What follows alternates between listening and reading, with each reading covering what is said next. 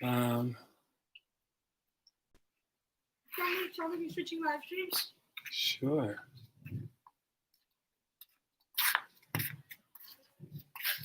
All right, I think I'm live here. All right, but no one's on here yet. So I'm going to end this one real quick. I'm switching live stream. And who do we have?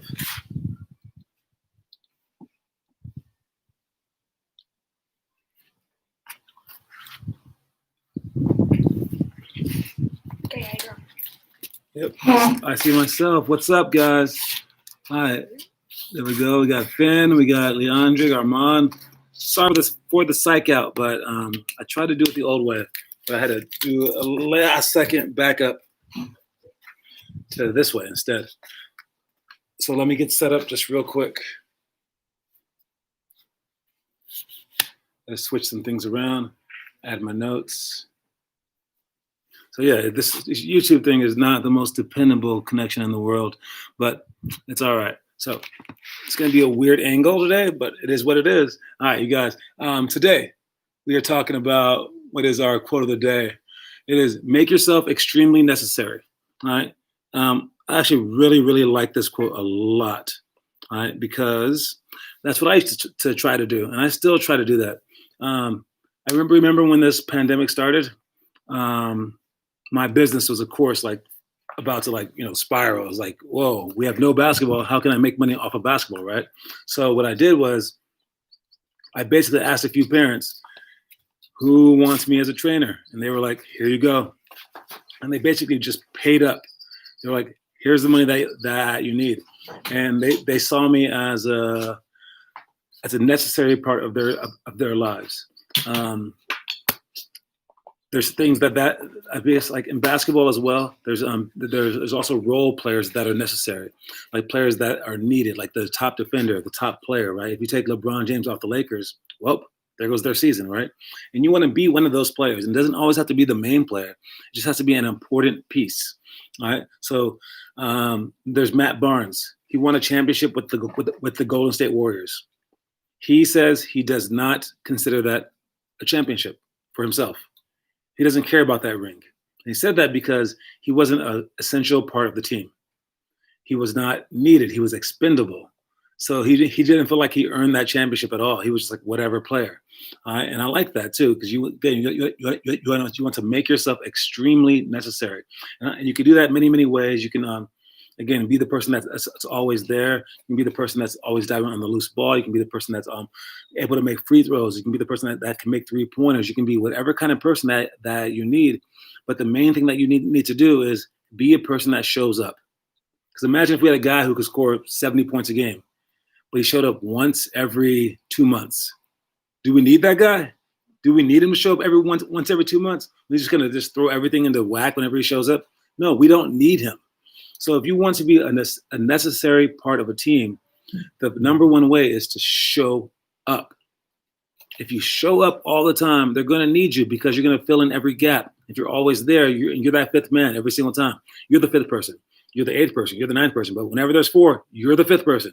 They need you, and they will depend on you. And let's say that there was 4 people for a game, and then you were the fifth for 5 straight games. They needed you. Now all of a sudden there's 8. A smart coach would make sure that he still played you. Because if he didn't play you, all of a sudden you get no playing time. That's an 8th man. Then the next game happens for 5 straight games. You get no playing time and no playing time. Then when we have 4 again, are you likely to show? Chances are no. So the coach knows that. Coach is like, whoa, I know that I can depend on you when we're in trouble. Let me get you some playing time right now. Go in the game right now. At least a smart coach would say that. They would say, whoa, we need you because you're always there for us.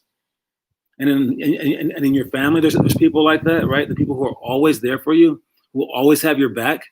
You got to take care of them. You can't just like ditch them for like some girl that you happen to pass by who went, hey, baby, and you don't know if she's there for you, all right? So the people that are always there for you in life, you're going to look after. So make sure that you're always there for your team, all right?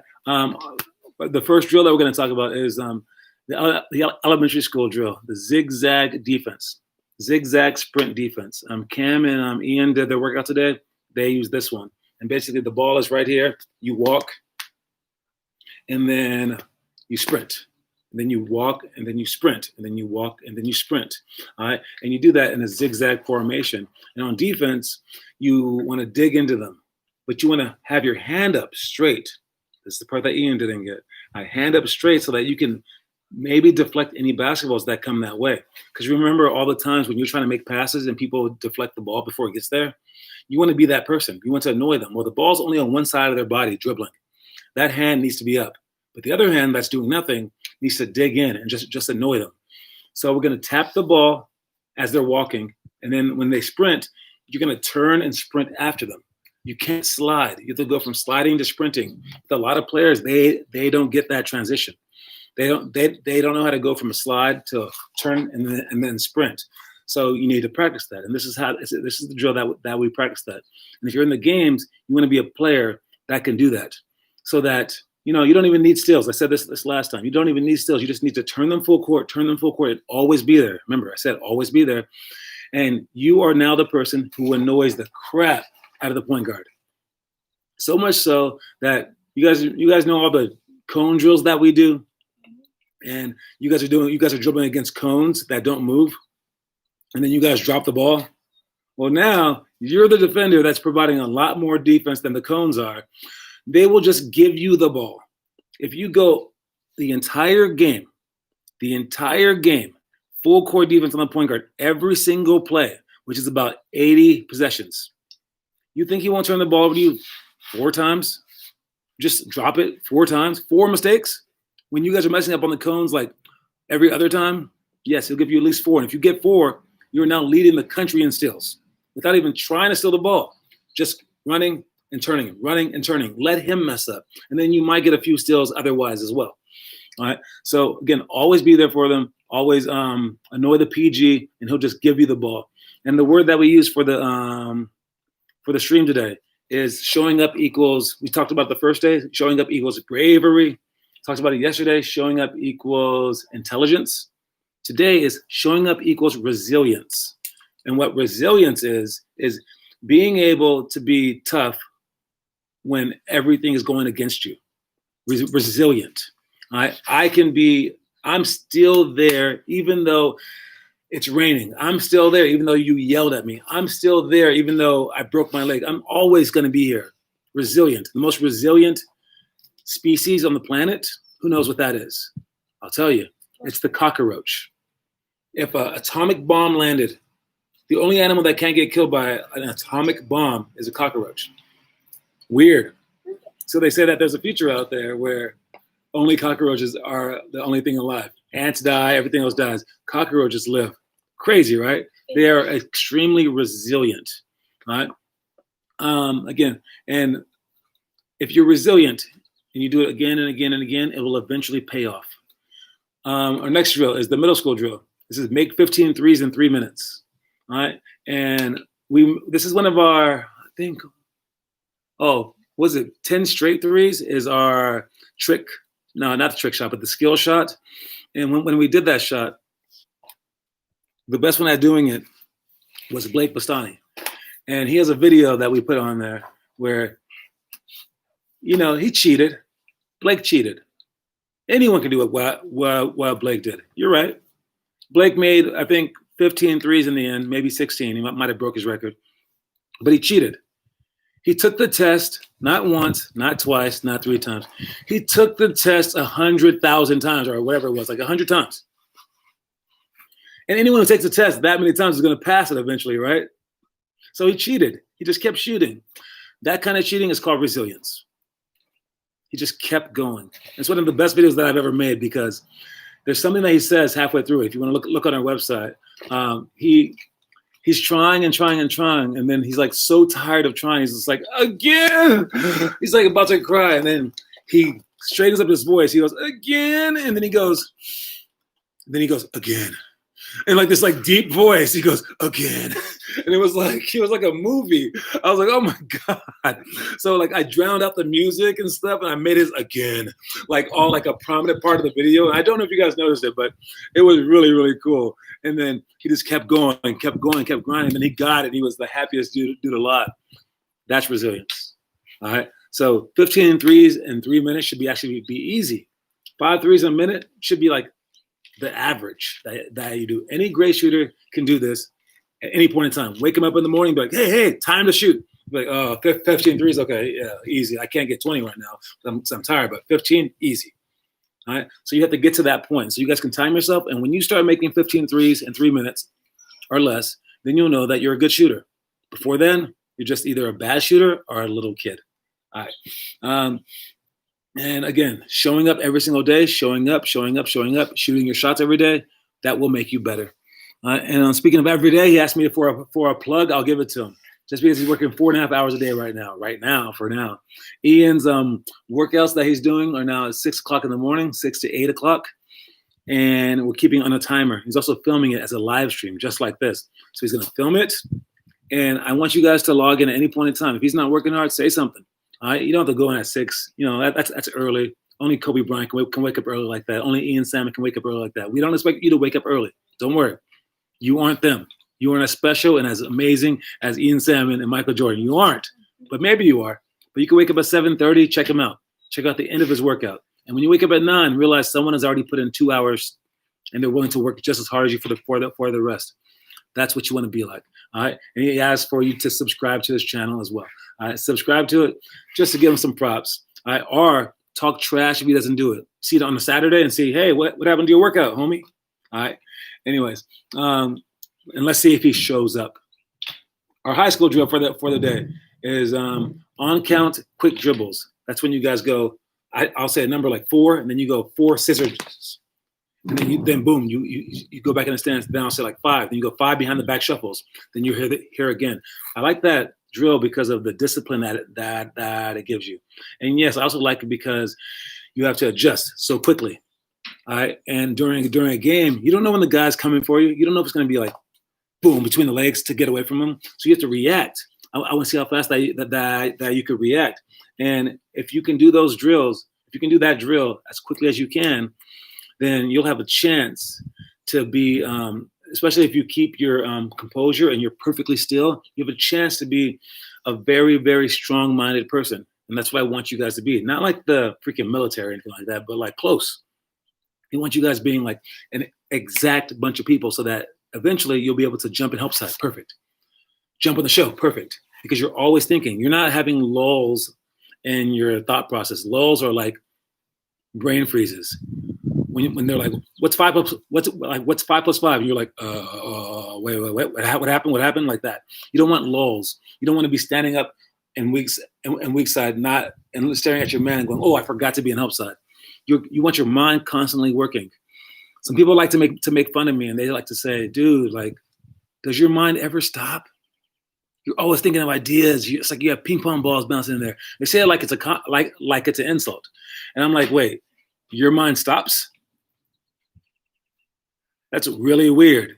There's times in your day when you aren't thinking. You guys just going breathe. Like, what's going on in your mind when you're not thinking? I'm always thinking. So maybe I'm special. Some people don't even have an inner monologue, which is weird. That means that they don't say words in their head. If they want to say like a song, they can only say it out loud. I don't believe them though. It's crazy. All right. Anyways, so for that one, you want to think about perfection, and then improves your in-game reaction. And showing up, again, all the time creates that discipline needed. Next one is our homework for the month. We did our homework last month, so if you turn that in, great job. I even saw Gabby's. Nice attempt, Gabby. But for this month, we are doing jump ropes. And for someone like Blake, who just came off of 21 straight days jump rope binge, it should be easy. All right, he did 5 minutes a day. This asks for 1 minute, 2 minutes, or 5 minutes a day. And you could choose the easy one, but I put the 1 minute one for the first, second, and third and fourth graders. I put the 2 minute one for the older kids. I put the 5 minute one for the ones that want to make the NBA or college. So that's just me being honest, but you can pick whichever one that you can handle. All right. And it's every single day for the whole month. So turn in your homework. All right. It's in the book, but if you don't have the book, that's your cue right there. And then again, it should be easy for Blake. And talking about showing up every day and doing the jump ropes. If you guys know Tion Connor. He is the private coach at Ultimate Fieldhouse. He played for my team in college, and he would show up every day for practice. And he would do 10 minutes of jump rope before practice started. Did he inspire me to do it myself? Well, no. I just saw him do it, and I was like, oh, good for that guy. I can beat him one-on-one. But I really should have just been like, dude, I should be doing that every single day. This dude was making himself better. And I remember when Finley first joined our program, she showed up to the first game at Spring Hill, and she was there not 30 minutes early, like 45 to an hour early. And she was doing jump ropes when I came up. No one was there. She was doing jump ropes. And she was a fourth grade girl. And I was like, who the hell is this? But then I asked her dad, I was like, is she just doing this because it's her first day and she's trying to impress? And he goes, yeah. And I was like, oh, okay. I thought she was just like that. I was like, what the heck? I was like, who just comes to a game as a fourth grade girl and just jump ropes to prepare? But yeah, she's not that amazing, but it was still pretty cool to see that. And again, but you can be that amazing. All right, where you bring your thing every day and then boom, that's the way that you warm up. All right, our brain cleans up and puts away trash and makes up and we dream. Leandra, you're close.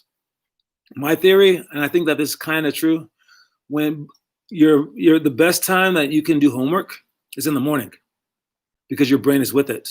All your dreams are very, very random thoughts in your mind, right? But it's all stuff that you've thought about. I believe, and I think that this is true, throughout the day, when you're creating memories, they're not in your head yet, so you can't quite use them. You can't quite use the knowledge. When you're sleeping, that's your brain putting all the information together. And but it puts it together in weird pieces. So it'll be like, oh yeah, string cheese. Oh yeah, Karen from school. Oh yeah, basketball. And then all of a sudden you have this dream about Karen playing basketball with string cheese. And you're like, that was random, but it wasn't. It's how it puts it together. So then in the morning time, when you are at your best working, that's when you're actually most focused in your mind.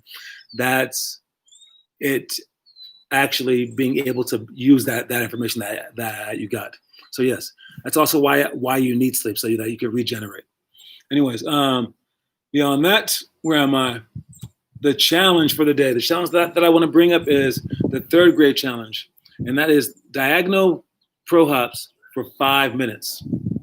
So if you're a third grader, you need to do diagonal pro hops for 5 minutes. And what those do is, like, again, you're sprinting from half court, going straight on, and you're going across the lane. Then you hit right as you pass the free throw line, you bounce it and you go pro hop, but you go at a diagonal. So you're still going forward and land, and then you twist again and then you score. You do this because this is a great way to beat good defense. Because if you're going straight, good defense says, turn them, right? Turn them. People suck. Make them do a spin move. Make them do it behind the back or something like that. Make them make it hard for them. Just turn them. Make them go the other way. But if you have a good defender and they make you go the other way, and you can still, without spinning, without changing your speed, just go boom and bounce the ball over their head and still go forward at an aggressive pace, yeah, you win. There's nothing that they can do. No one's going to argue about your defense. They're going to be like, that's as good as defense gets. But it is a hard move, so we practice on it a lot. And for those of you guys that can't get it, there's a reason. It's hard. It's not for you. It's for extremely big-time players. But I give you guys a chance at it. The diagonal pro hop. If you want to add that to your pro hop series, Ian, you can. The diagonal pro hop. That's another pro hop that you can do. I know it's hard. And then for my story for the pro hop one, this is an interesting one. There's this guy named Keneal. All right, this is so random, and he's a 6'9" black dude from Colorado. And this guy's on my pro-am team. We're playing against guys like that are kind of like pro players too. But I'm a little young. I'm about like 23 playing with them. So it's right after college. And I'm on the team. I'm point guard. I'm dribbling up the ball at the court. And he starts screaming at me, John. But someone's guarding him. And I'm like, nah. And I just dribble up. Next play. Someone's right on him again. He's like, John. But someone's touching his body. And I was like, no, I can't pass to you. But then, like, he comes up to me and goes, hey, John, do you see me open on the fast break? I'm like, I saw you. But I'm thinking, you weren't open. But now the next one, he goes, John, again. I'm like, forget it. I'm throwing it to him. So I threw it up. And there's someone on him, like at half court, touching his body. He jumps up, catches it. The guy's on him, takes one dribble from the free throw line about 2 steps inside the free throw line. He jumps up with the guy touching him, jumps up, windmill dunks it. It bounces upstairs on the upstairs track. And I went, I'm sorry. I didn't know who you were. I'm new here. I'm sorry about that, Keneal. I'll pass you the ball every time that you ask for it. Yes, it's freaking amazing. And I was like, what in the world? But that was the guy that he just went over the guy. It's like, nope, you can't guard me because he was bigger and taller. And that guy is like a legendary dunker. I mean, his name's Keneal, Kiniel. If you look him up, he's winning a dunk contest one time, walked in with jeans on and a backpack, doesn't take it off. He's not in the dunk contest. He says, hey, give me one. And they go, okay. And he jumps from out of bounds on the baseline, from out of bounds between his legs, dunks it, and then walks out the gym. And then they continue the dunk contest without him. It's insane. Anyways, talking about applying the pressure on people like that and beating players in a good position, that's what that does. So you can be kind of like a player like that if you can do the diagonal pro up. So if you're a third grader, work on that. If you're not, work on it anyways. All right. Movies for the month. It's a new movie month. All right. We made it through that one. Did anyone watch their movie last month? Did anyone? Ian watched the movie, and he also put a movie review. He has a movie review playlist on his page. So another plug for Ian's page. Did anyone watch their movie? If you didn't, I don't know why I spent how many hours I spent doing those movies. About 2 weeks straight collecting movies. I had a list, my initial list for movies, for sports movies. I kid you not. In the end, I had 144 movies that I chose, 12 per grade for all the months. I started off with over 2,000 movies.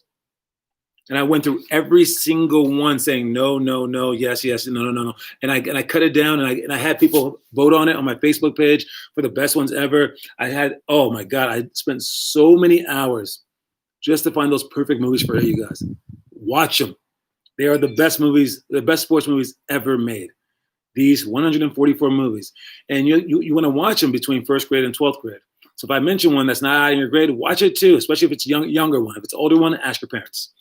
The movie for today, though, since our quote was make yourself extremely necessary, I'm going with the 6th grade movie for the day, and that is Necessary Roughness. Now, I watched this show called Quantum Leap in the late 80s, and this guy, early 90s, sorry. This guy, he traveled back in time and did all this cool stuff, but his name was Scott Bakula. He was the quarterback in this movie, and basically it was the football team was like new and they needed some players, and they went around and just first searching for random players. They found a guy who did like karate. They found like a sumo wrestler. They found a huge Samoan guy. And then they found this cowboy who was 40 years old, and that's Scott Bakula, and he was the quarterback. And he missed his chance. Telling them about the movie Unnecessary Roughness. You seen it? Necessary Roughness with Scott Bakula and Sinbad. Football movie from the 80s. Never saw it. Oh, it's okay. It's a great movie, trust me. All right. And he was like throwing footballs at like scarecrows and his on his ranch before the movie started. But it was a hilarious movie, great movie. They had a female kicker. She was a soccer player, and she kicked it like way far. Someone tackled her one time, and like the karate guy just like jumped him. It was like dope. It's called Necessary Roughness because they were really, really like rough with it. Basically, they like loved it rough, and they made it rough. But it was a funny movie. I recommend it. And speaking about just like making yourself extremely necessary and showing up, all those people, again, they had different roles. This is a lot of movies. They have different roles, and every role is needed in the end. All right, so it's a very, very fun movie again. And they also showed their grit. When they were at their worst, they had it all pull together. And I think all these movies, they teach you certain things that were invaluable to me and to a lot of people growing up, because it teaches you like just lessons that you get to apply to your own teams. So it's shortcuts. So you get to be like, oh yeah, like that movie, and all of a sudden you're dominating the game because of a stupid movie, or maybe your coach is like mean to you. You're like, oh no, this is like that movie where I get to overcome this. So these are very appropriate, they're just huge shortcuts for life. And plus they're entertaining, and they give you the feeling that like, not just when you watch the games for Golden State Warriors where you want to be them, you want to be like these movies too, and you want to be even greater. So then one day there could be a movie about you. All right. Was the Samoan dude Tyrone? He's a little like Tyrone. Let me think. No. Actually, this Samoan guy, he was the offensive lineman, and he was enormous. So he's like a fat Samoan. Tyrone's a strong fat Samoan. Still fat. All right. But anyways, the story of the day. We got a few minutes. Story of the day is about the Wolverine. No, not Wolverine. Come on. But kind of that one too. All right. A Wolverine is the size of a dog. And any moose can kill a Wolverine. Any moose, the big, huge moose. All right. But the moose still runs away whenever the Wolverine's near it. The moose runs away every time, even though it can kill it, due to the tenacity of the Wolverine. The Wolverine's basically like a larger dog with like thick skin. And the moose knows that it could probably win the fight, but it also knows there's a high probability of being permanently disfigured in the process. He knows if he fights the Wolverine, he's not walking away normal. He's going to have a limp his whole life. He's going to have like one less toe. Something's going to happen. So he avoids the Wolverine. You should play basketball at that level of tenacity. I'm not saying it would bite someone's toe off. I'm not saying that, Cam. I'm not. But I am saying make them never want to play you again. All right? And I've said this story. I've done this story. And I'm like, yeah. Like, be like that tough dog. But when I played one-on-one with Devin Cadlick, I'm way better than he is. I told him, I said, you box people out like that. Even me, come on. You hit him right there in the chest. They'll never want to come back. I shot a shot. He hit me like that. I legit didn't want to come back. I'm an old man now. Maybe I would have done something back in the future, or back in the past, but he got me. And that's my stupid story. You can get people. Make them never want to play you again because you're that tough. And Ian and Cam played one-on-one today. Ian wound up winning it. It was the favorite underdog. And Ian was complaining about the fouls, even though when I play Ian, I never complain about him hacking me. I know. And then the thing, Cam, he played off of Ian. And I was like, why? Because Ian was kind of just pushing Cam, just like fouling the crap out of him, like pushing him in the head, things like that. What I would do is what Samantha did and what Finley didn't do. Finley played Ian one-on-one, lost. And she almost like backed away. Samantha played one-on-one with Joey Carrillo. If you happen to know him, tell him I said this story. And he came in, he went for a layup, Sam slapped him in the face. And she goes, foul. And he took the ball, and he was like kind of crying. And he went in again, slapped him again in the face, and said, foul, your ball. He cried, gave her the ball. She took it and went for a layup and won. God damn. If Ian came at me, and I was smaller than him, like he came at Cam, I would take Ian by the arm and throw him down to the ground and say, foul, your ball. Every time that you do that, I'm doing what I just did. It can happen all day long. If you punch me in the face, whatever, I'm still doing it. You can never stop me. Play right and learn to shoot. That's what I would say. All right. So if you want to be that tough, be that tough. The moral of the story is show up as a tough dog, and maybe the moose will run away. Or maybe he'll step on you, but at least he'll have a broken toe. All right. Today we have our tap series. That's when you go down, tap, and go either left or go right, or come with the left hand and go left or right. And then alley-oops off the toss. That's throwing it up, running in, off the bounce. You jump up in the air and then try to score it. Make 5 threes in a minute, all right? And make 50 point-blank layups in 1 minute. Ian's record for this today was 27. Cam got 21. All right, so that's a decent number to start off with. Make that many. All right, and what else is there? Foul them so the ref doesn't see it. Exactly. All right. And then for the last one, we are doing tap series again. So we have 2 tap series. If you want to come early for the isolation workout, make sure that you show up at 4:55. We'll have Ben go over them all for you. Either way, we'll see you guys at the isolation. And if you're out there, try to not be there at 5:05, 5:04, 5:03. Show up at 5. What did Finn say? I suggest put your elbow on their neck and box out. There you go. Amen. All right. I'll see you guys at the isolation workout. Great job. Peace. 5 times. I got to